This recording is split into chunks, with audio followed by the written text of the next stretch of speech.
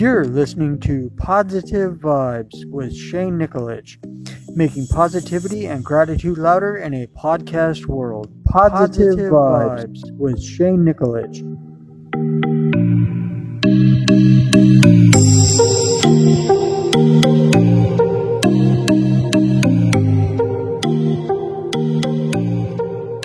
Good morning. Welcome to Positive Vibes. Good morning, Erin. Hi, good morning. Good morning. How are you? Great. How are you? I'm doing phenomenal. I was just giving a little intro here. While I was waiting for you to connect there. I was just explaining how we met in a marketing group on Instagram, and that you're an energy healer and you practice Reiki. And I was just about to say that you're a women's empowerment coach.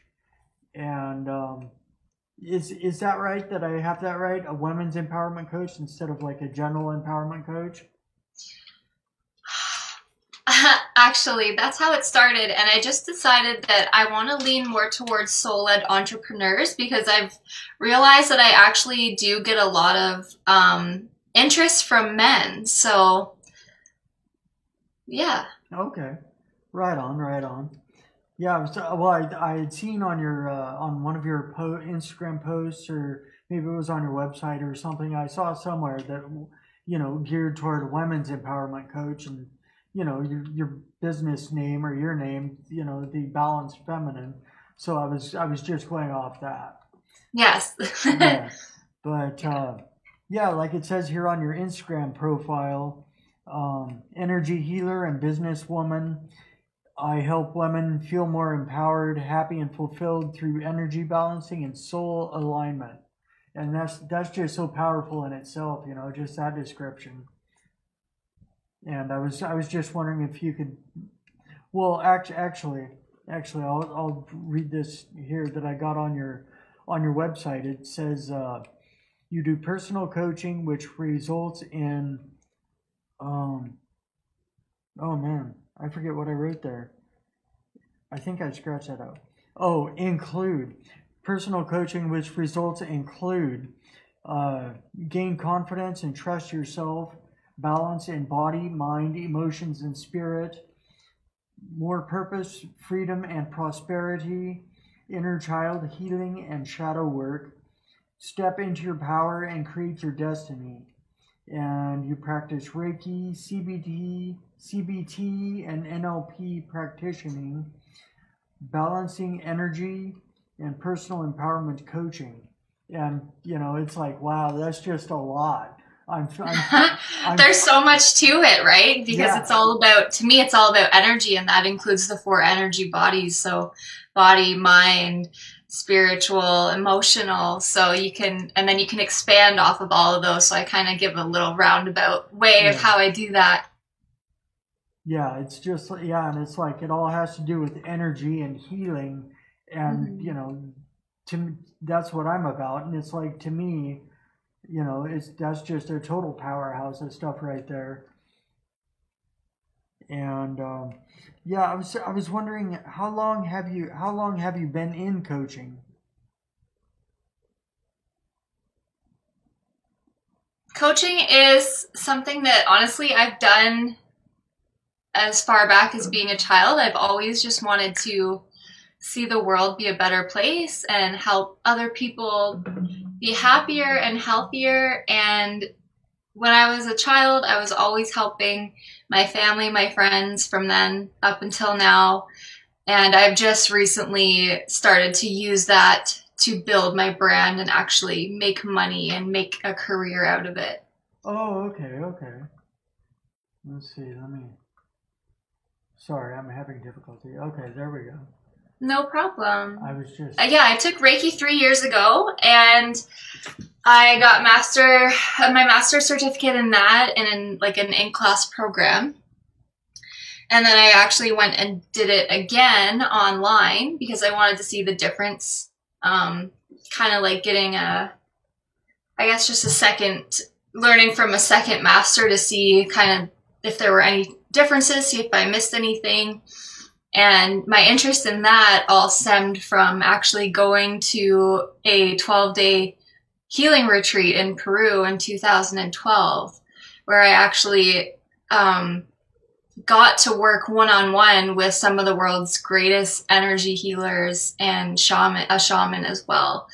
So I learned a lot there, and ever since then, I just realized it was kind of affirmed for me in those ceremonies what I had known to be true about using energy for healing from being a child, and how I could use that going forward to help myself, and then later down the road to really help others. Right on, right on. Yeah, that's very cool. Just being having that energy, essentially having that energy in yourself and wanting to help others. You know, realize their energy and their potential, and helping guide them along the way. To realize that potential. Yes. It's just like manifesting. There's so much like in your mindset alone, and your aura and your vibe and your energy. Like, you have to protect that. You have to keep your vibration high as much as possible, and have that awareness of when it's not, and work with that. Yeah. And then you magnetize great things that way. Yeah, definitely. I can recall in the past when I was down in the depths of my depression, and just feeling totally down and negative. It's like it seems as though I had a couple of people that told me, just sort of ribbing me, giving me a bad time or whatever, just sort of like, Shane, you got to pick it up, you're dragging me down. And it's like nowadays I get people. I just got a text this morning from a family member, and I have various people tell me every now and again, I love your positive attitude, Shane, and it's just so contagious. And yes. It's like energy, you give out positive energy and it builds out in the world. Whereas, if you're putting out negative energy, it also goes out into the world. It does, and people are so drawn to that, and it is contagious, highly contagious, and your vibration is incredible. You have a great aura about you as well, and I think the way that I try to describe it is that we're all connected kind of to the same one source, the same energy pool, right?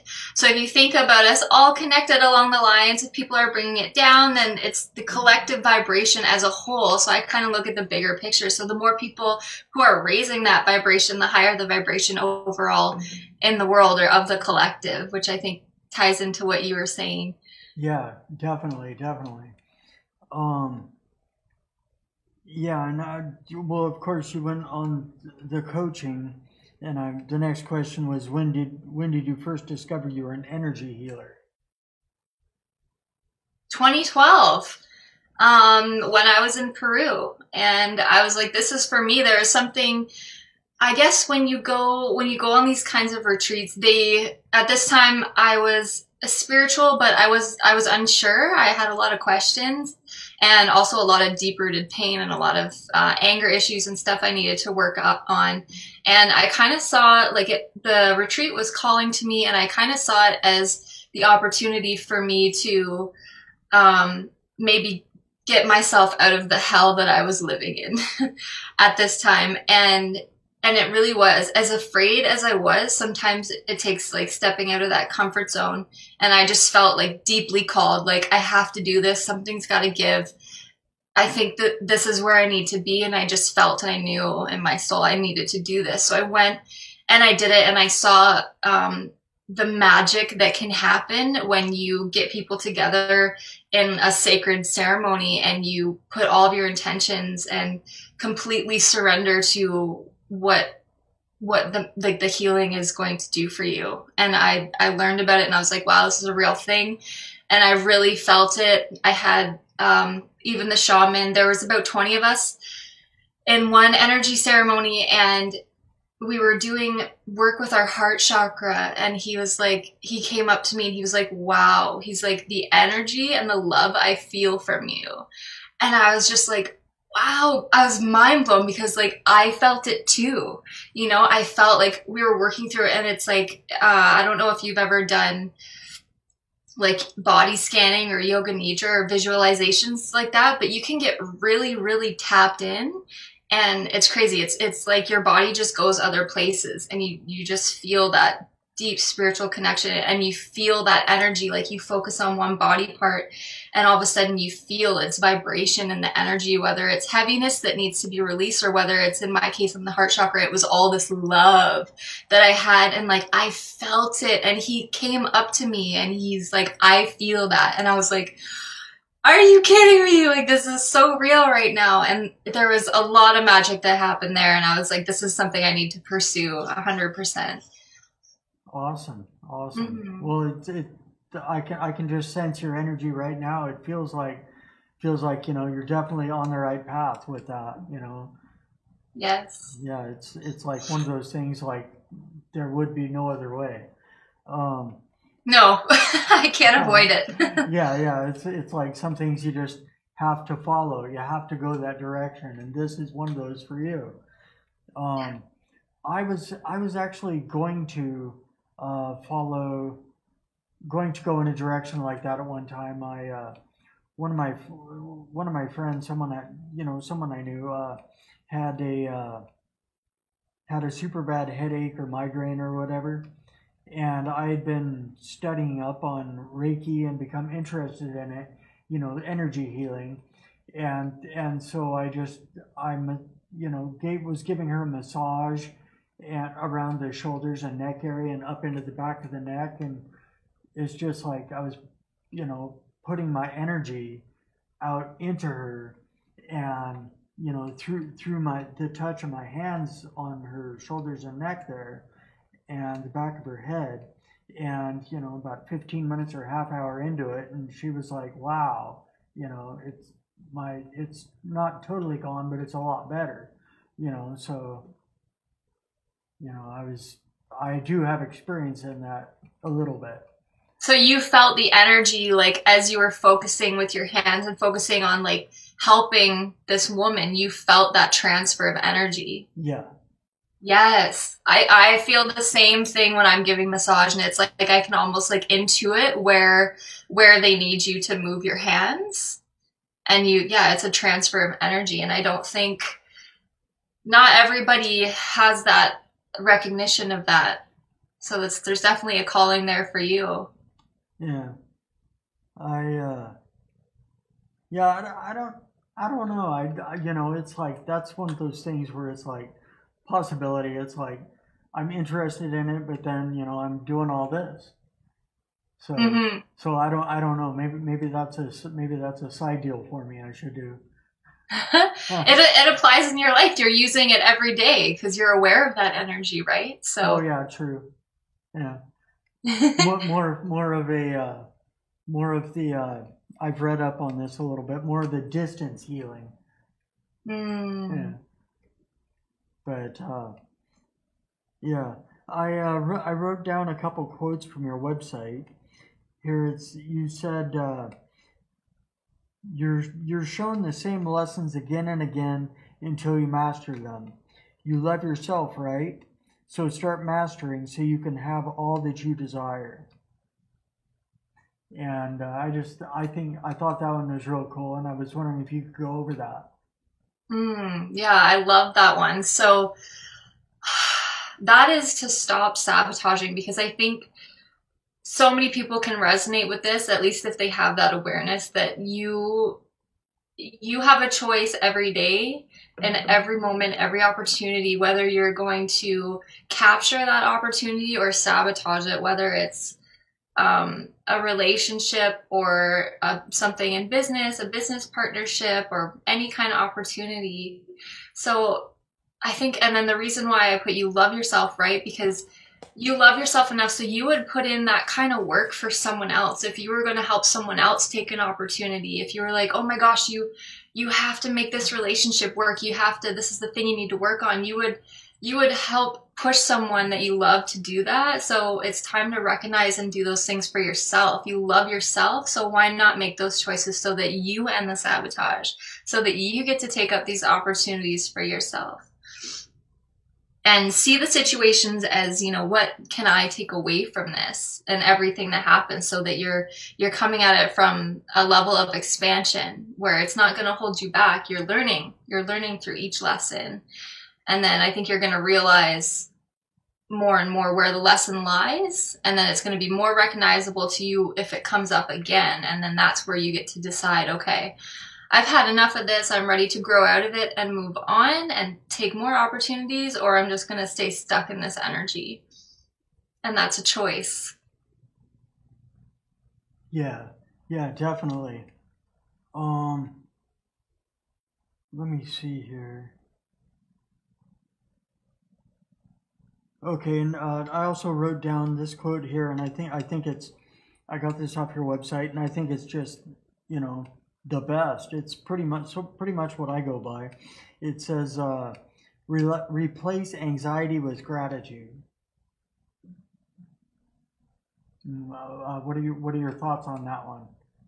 100%. So to me, that is an anchor. So grounding you. So whenever anxiety comes up, you don't want to be dwelling too much in the past or worrying too much about the future. I think like 90% of our worries and what ifs in our mind never actually become reality or come to fruition. So we spend all that time in that anxiety, and we really let it take us away from the present moment and our enjoyment of the now and what's actually happening in that moment.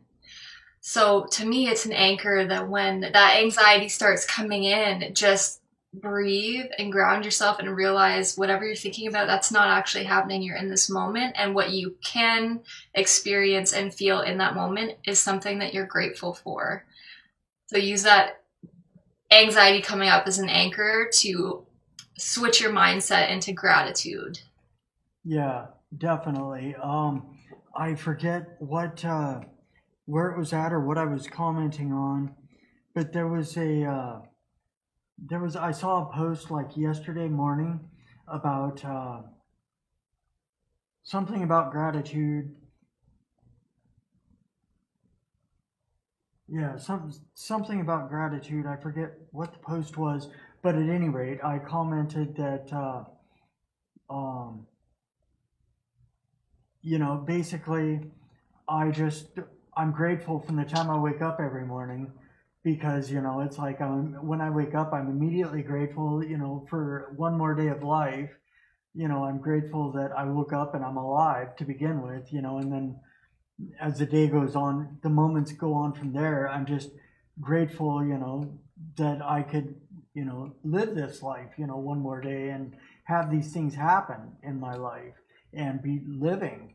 You know, and it's like every now and again something, you know, will, sometimes often, but things bring me down for a moment, but then I'm able to, you know, step back and realize, hey, at least I get to go through this. That's a good thing, right? And so it's like, you know, get to deal with it, get to learn, get to move on. And, you know, so I get back into the feeling grateful and positive about things, and don't let things drag me down you know, for too long at a time. I love that mindset. That's incredible.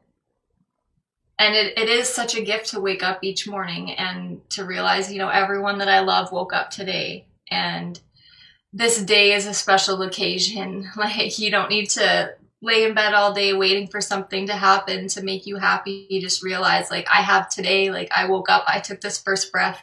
And I love that you think that same way, because that's really powerful, and it takes a certain kind of appreciation for your life to come to that realization to begin with, and it's really beautiful and special. Well, thank you. Yeah, it's like, you know, well, you know my story. It's like, you know, between my brain injury and being in the coma for a couple months, and then coming out of that, having to go through that whole recovery, now living with MS. You know, it's like I'm just grateful, super, super grateful that I was able to get out of my wheelchair when they said I, may never do that after my brain injury. And then, living with MS, it's like every day's in a way, it's like every day's a crapshoot. It could be, it's just roll the dice. It's like with MS, from what I'm told anyway, any moment, any day, any time, my nervous system could just, short out and, I never be able to walk again, or, never be able to talk again, or, take away one of my body's other abilities, maybe take away my thinking or something. I don't know. But, it's like just at any moment that could happen. And so it's like, I got to be grateful that I'm here right now and I'm still fully functioning and able, and able to live this life. And it's like, it's just like I had to take responsibility for my life, and just realize that, okay, this is up to me. And so it's like I had to take charge of my own life, and why not be grateful for it all? It could be the other way around, as to where I'm not here, and that wouldn't be cool at all. So Yeah, you could just let it bring you down. You could be down and out about it, but you're choosing to enjoy your life. And even better yet, to share that and spread that to others. And that is unbelievable. I can't imagine being told that, what you were about your nervous system. That's terrible. Our nervous system is one of the biggest things that we have to protect. And yoga nidra is actually very good for that, if that's something you've ever looked into. But yeah, I can't imagine being told that. And I love that you are taking responsibility to have that happiness and live and enjoy every day. Yeah, it's just like, oh yeah, and I have practiced yoga. The class I was doing, the teacher, the lady who was teaching the class, she ended up her yoga ended up taking her elsewhere in the fitness industry. So it's like, no more of that class, and I haven't found another one. So then again, I haven't really looked for another one, nearby or whatever. I'm sure there's plenty here in Tacoma. But yeah, it's there's actually a quote from a guy I follow online. I was in a Zoom call with him not too long ago. Vusi Tembakwayo. He's from South Africa, and anyway, one thing he said I latched onto, and I feel it so deeply because it applies to my life. But he said, let me see if I can get this right. Oh yeah, he said, if you're waiting for someone to come save you, if you're just waiting, waiting to take your next step or whatever, waiting for someone to come save you, just quit, because you're it. You're the one. You are your own savior, and so you'd be best just to do the work and save yourself. I like that. Yeah. And so, instead of waiting around for someone else to come save me, it's like, I had to step up and do the work myself, and it's like everyone needs to do that, if they can. Yeah, get in the driver's seat of your own life. Where do you want to go, and how are you going to get there? What kind of support do you need? What's holding you back, and really dig in and try and figure those things out about yourself, because you're in control 100% of the way. So yeah, take that responsibility. Otherwise, yeah, don't wait around for anyone else to do it for you, because that's not their responsibility. Yeah. Yeah, definitely. It's like it's like in the past, with the depression and fatigue I was dealing with, I wasn't working, and just sort of like, doing as I was doing what I could, but not doing enough. And it's like, I don't know. I look back and it's just like sort of, you know, like I could have used coaching at that time, but it's like, um, I was waiting for someone else to come save me. I was getting help from Mm. all these outside sources, but barely doing anything, not doing anything for myself. Yeah, you have to be the one to ask, right? And reach Yeah. out because most often, even your closest relatives might not even understand or really have any idea what you're going through because so much of it's mental or know how to help you, right? So it's someone's not going to come up and say, "Hey, you know what? I think you need this kind of support. You should start doing this." Like it's something that you need to look into for yourself 100%, and then you have to be able to ask for it. And it goes back like I love helping people. I always have. And like I said, since I was a child, I had friends and family that I was tutoring, but they always asked me first for my help. So that's, the theme. You have to ask. Yeah. Yeah. Hmm. It's like, yeah, you gotta, it's like each of us has to step up and, you know, live life for ourselves, take those steps, do that work, you know, move forward. Can't always, like I was saying, you can't always wait for someone else to come save you because they're too busy saving themselves, living their own life. Yeah. They're too busy putting their energy there to come over and spend their energy, living your life for you when, Hmm. that's what each of us should be doing anyway. Yeah, you got to look out for number one. And that might seem kind of harsh because sometimes like I can remember being younger when I was going through depression and anxiety and being like, why doesn't anyone understand? How come nobody notices? And almost taking it personally. And then that just kind of got me down even more until I finally realized like, this is all on me. So, Definitely, definitely. And that right there, what you just said, it's all on me. You know, it my life is all on me, your life is all on you, and everyone's life is all on them. It's like got to step up and do the work, to get where we want to go, be who we want to be. And it's like I it's like I'm just so grateful for everything. I never would have met Gary Vee and got and had he never would have flown me to New York City if I hadn't stepped up, done the work, wrote my autobiography, and needed some marketing tips, so I went and met him. When he mhm. spoke in Portland, it's like everything's connected like that. Synchronistic. Yeah, when you start doing things and start following your path and start doing the work and showing up for yourself, doors are going to open and synchronicities are going to happen and things are going to align for you the way they're meant to, and it's going to blow your mind. Yeah, Yeah.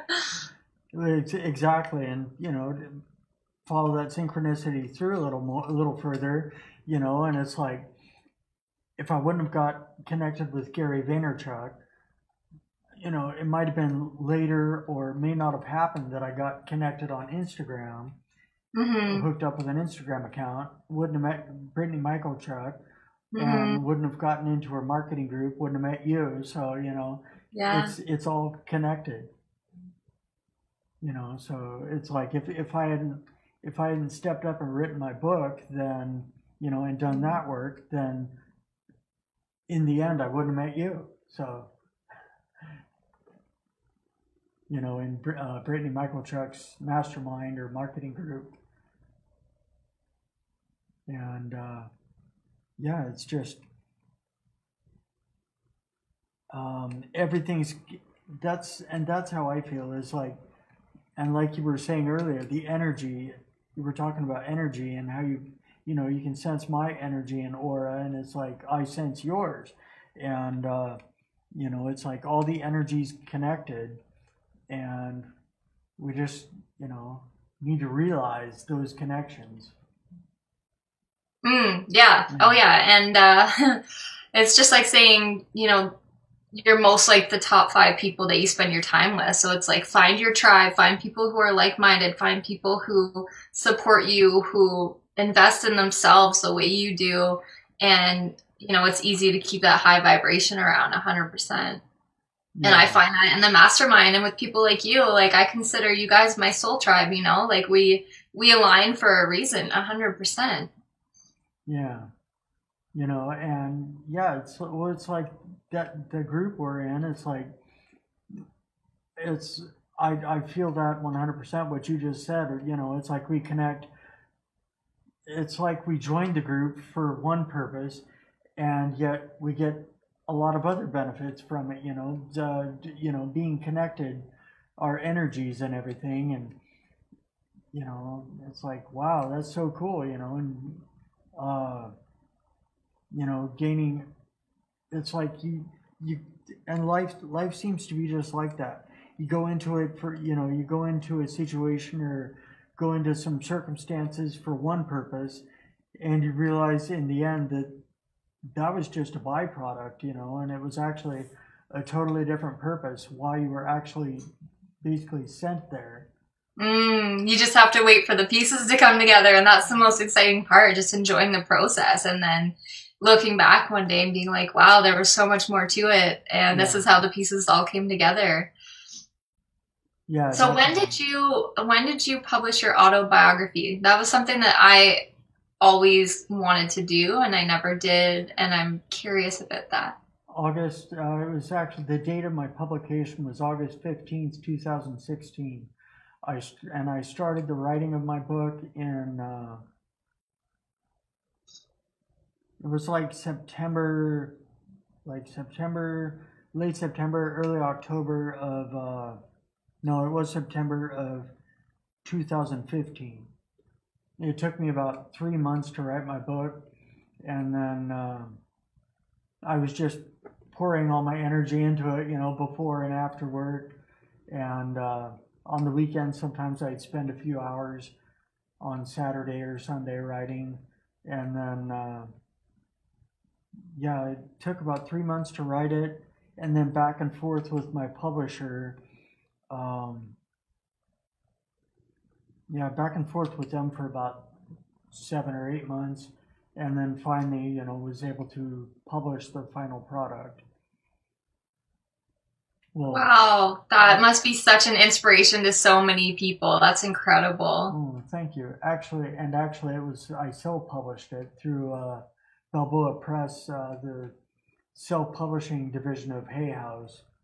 Okay. Because it's like my book was meant to be, or is, in the inspirational motivational genre, telling my story and trying to inspire and motivate people. So I went to Hay House, got on their website, and right at the top of the page, big bold letters says, essentially, it said, if you don't have an agent, don't talk to us. So I'm like, well, that sucks. But I saw a link underneath that, down the page a little bit, that said, self-publish, you know, click on this link. And so I'm like, sounds good to me.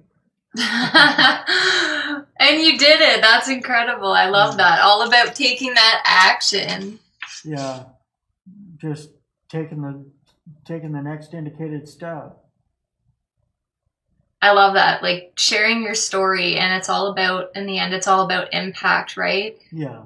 And helping to make the world a better place, especially with everything, the challenges that you've overcome, and then taking that action to actually write it all out and share it with other people. That's unbelievable.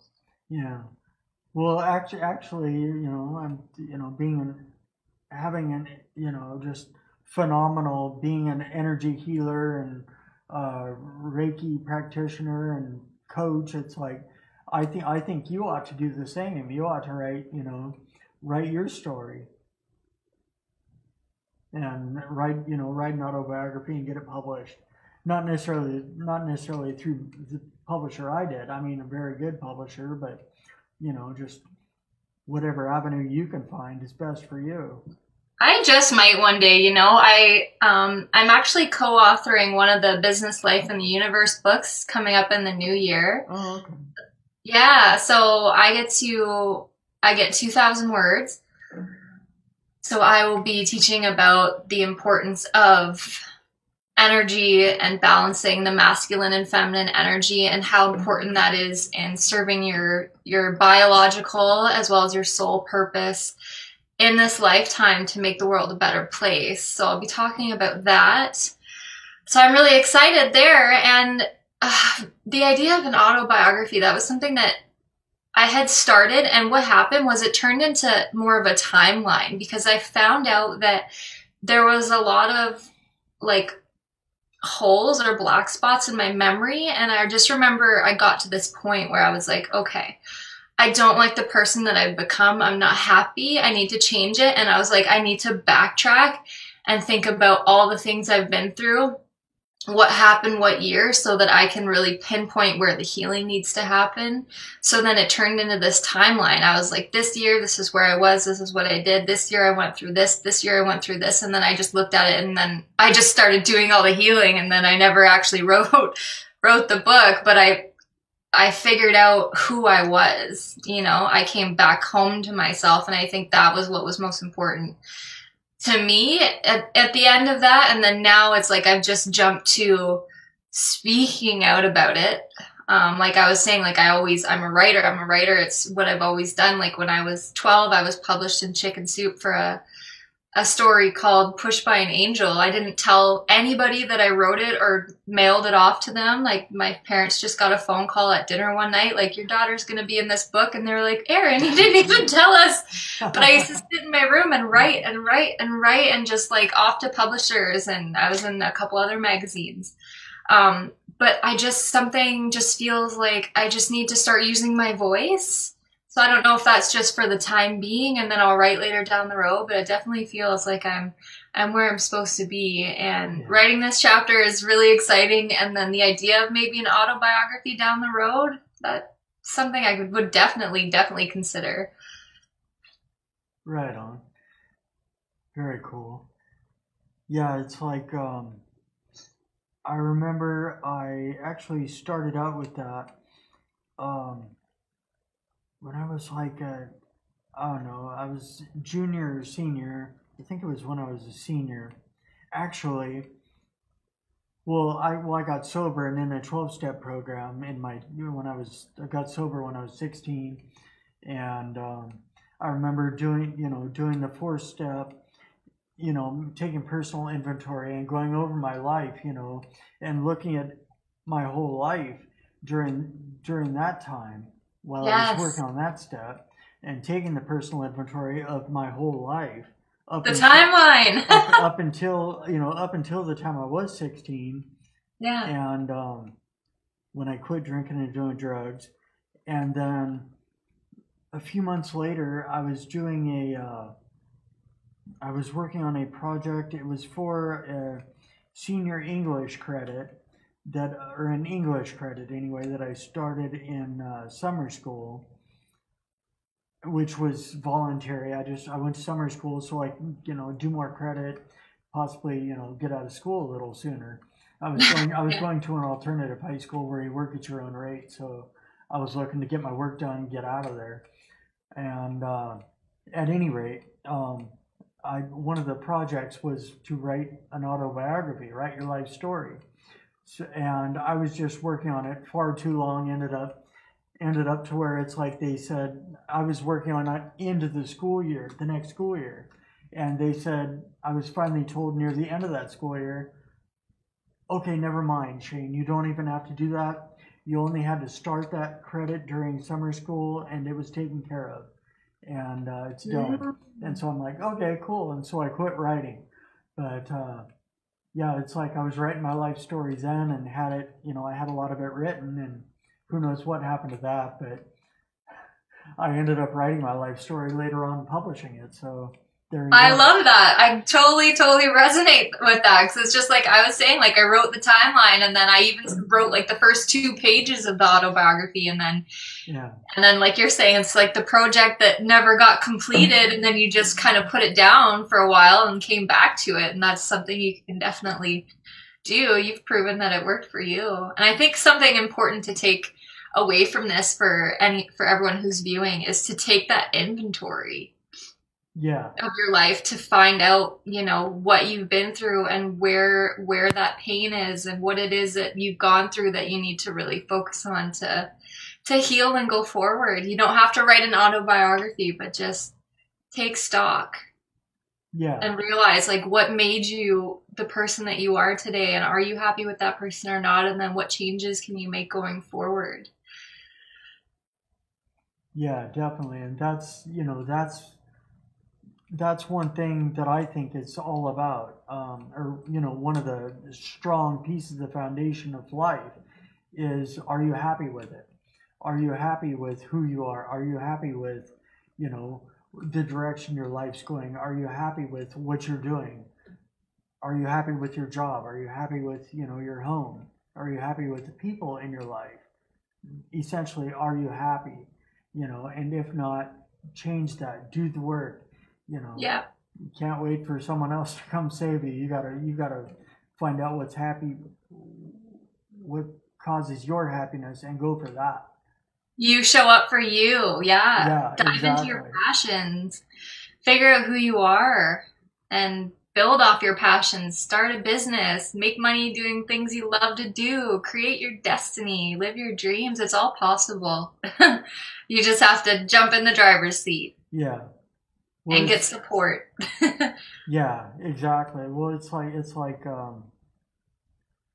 I've said this before on here, and it's like people know, but my job, that I, you know, what I do to pay the bills, I wash dishes at a local restaurant, you know, and except this past week, I you know, due to the COVID situation and businesses being slow, our restaurant's sort of slow, you know, I'm laid off right now, and it's like, you know, so I'm got to wait until this lockdown's over or business picks back up or one of those.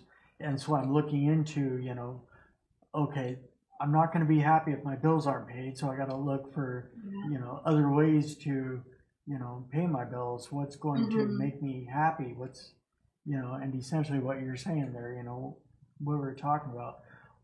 What can you do to make to be happy? You know, so far as starting a business or doing whatever, you know. Yeah, I think entrepreneurship is so important. It's something that kind of runs in my family and that I've always been passionate about. I remember when I was in school, I actually dropped out in grade 10 because I moved out to the city on my own. I got an apartment, I started working full time, and then I finished in correspondence. But up until then, I was doing all my studies in preparation for university because I wanted to be a pediatrician. I wanted to go to school, go to university, and become a doctor.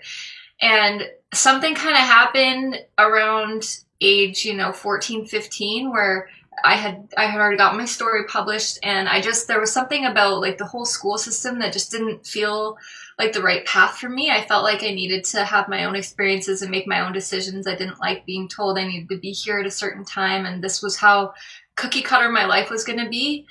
And I ended up,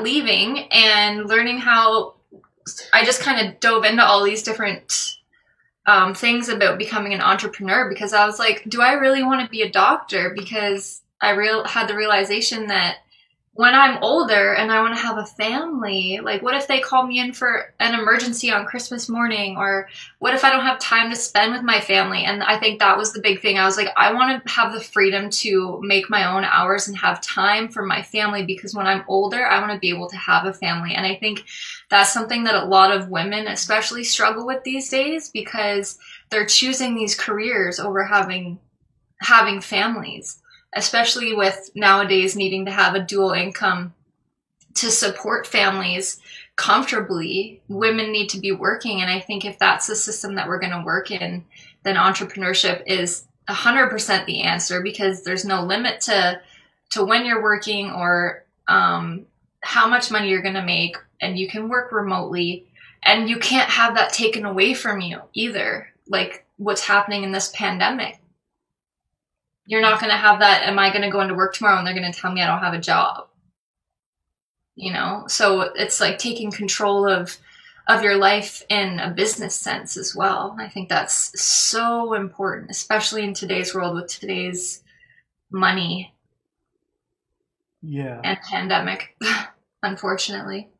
Yeah, definitely. Just taking, it's like, yeah, instead of having the controls, you know, someone else having the controls over here, and you have to, you know, follow what the program that they put into the controls. You know, it's Mm-hmm. essentially putting controls in front of yourself, Yeah. so that you know you're actually guiding your own path. Mm-hmm. Yeah, and taking responsibility. Yeah, we shouldn't have to sacrifice. We shouldn't have to say, well, I don't think I can have more than one child, or I don't think I can have a family because I need to, you know, do this and that in order to make enough money, or sacrificing, you know, getting your job taken away from you completely or getting laid off.